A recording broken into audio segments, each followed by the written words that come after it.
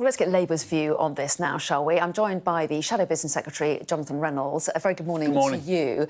So the economy contracting in the second quarter, we had that news this morning. Meanwhile, we're warned that energy bills could go up as high as £5,000 next year. So what exactly is Labour's plan of how it will be tackled? Well, good morning. Yes, I mean, unfortunately, it seems there's a crisis in every aspect of national life under this government at the moment, but there's no doubt that the energy emergency is the most significant and pressing one facing households and businesses. Now, we've been setting out since January of this year that plan for a windfall tax of using that revenue to support households. There is already a windfall tax, isn't there? Well, it begins actually, we would go back to January when we made that case, when you start to see that windfall accruing. So we have more revenue that we could put into the system.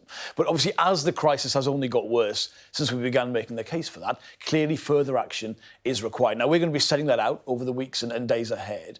But I can tell you today that part of that response will be, for instance, we will end the immoral practice of people who pay for their energy in advance through a prepayment meter. That's about 4 million households in the UK, being charged more than people who pay by direct debit. So we would stop there being a higher cap for those prepayment customers. We'd give them the relief now. We'd be able to reimburse energy suppliers for the cost of that running into March next year because we can raise more revenue through the windfall tax, the clear targeted tax that we put forward. But we're going to continue to do this. There is no doubt. We don't need any more information about the scale of the crisis. We get it. We understand it. We're going to be making the case for that. Well, if you get it and you understand it, why are we just getting an announcement on prepayment today? I mean, we've had lots of ideas from the Liberal Democrats. We've had lots of ideas from Gordon Brown as well. So why isn't Labour telling us exactly what the plan is? Well, I would say we go back to January of this year when we started. No, but you don't have a clear plan now. Well, we do have a very clear plan. Now, what we're saying today is we recognise this crisis has only got worse and we're going to continue with our response to match the scale of that. Now, why the windfall tax argument from us, I think, was successful was because not only we were calling for action, but we had a very clear plan as to how we'd spend the revenue of that, where help would go to, what people could expect. So we're going to make sure we have the detail of that, and we have that for next week. But we're making the case that we get the scale of the crisis. We've been calling for action since January, but we're going to continue to do so. And each time, we're going to make sure people recognise the specific measures that would benefit them. And in this case today, it's those prepayment customers, 4 million households, who'd get extra support under it. OK, so we have to wait for more details. But what about general theories? Let's ask you about what you made of what Gordon Brown has said this week. He talked about for energy companies that don't offer lower bills, aren't able to charge people less, that they should be temporarily renationalised. Now, is that a good idea? Well, I very much welcome what Gordon Brown said this week because he's recognising the scale of the crisis. I also welcome, by the way, it's a reminder that we have had in the past Prime Ministers, Labour Prime Ministers, who can deal with the crisis, in this case the global financial crisis, and respond to that. Now, I would just say on the case that Gordon made, he was right to say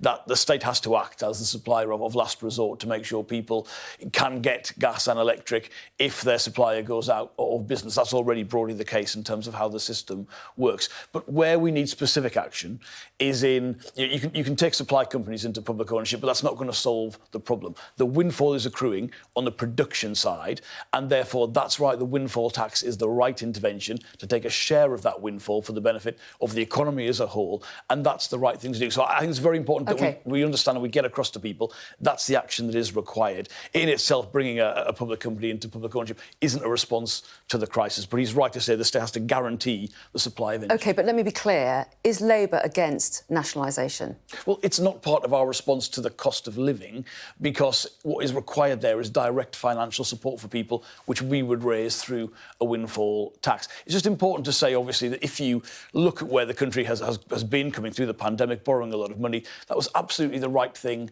to do. But over time, the share of debt to the size of the economy does have to shrink. And there are limitations that come from the fact that you've had to increase public borrowing in response to the pandemic. You said you welcomed an intervention from the likes of Gordon Brown, who you say is greatly respected. So let's take a look at something else that he said yesterday. Time and tide wait for no one, he said. Neither do crises. They don't take holidays and don't politely hang fire. Was that a dig at Sir Keir Starmer, who's been on holiday? No, not at all. I think what Gordon Brown is pointing out is we have this incredible crisis, the scale of which has real consequences for people, and we have no effective functioning government. I mean, there is simply no response to that. Now, Keir is actually in Scotland today. He's doing some media, he's doing some live interviews around a few things, including the response to this. No, I don't think that was a dig at all. I think what Gordon was right to say in the past, and he's a good example of this, we've seen governments, Labour governments, respond to challenges that are very significant. Why can't we have a response from this government to this crisis? But Keir Starmer wasn't around this week. There is no plan forthcoming yet. So having a dig at the government for being missing in action. It's not right to say there's no plan yet. I mean, go back to we haven't got the full plan. Well, the windfall tax plan, it's removing VAT off energy bills. It's removing some of the levies that appear on people's bills and changing how they're paid for. Massively increasing the scope of Warm Homes discount in terms of the value of that to people and who is eligible for that. So about a third of British households will get that. Going further today by saying people who use prepayment meters won't have that additional cost. And we're going to continue to do so. So I think we are putting forward that plan. But the fact is, every day the crisis is getting worse. So the response has to grow to that. OK, so more detail to come. All right, Jonathan Reynolds, thanks very much indeed. Thank you.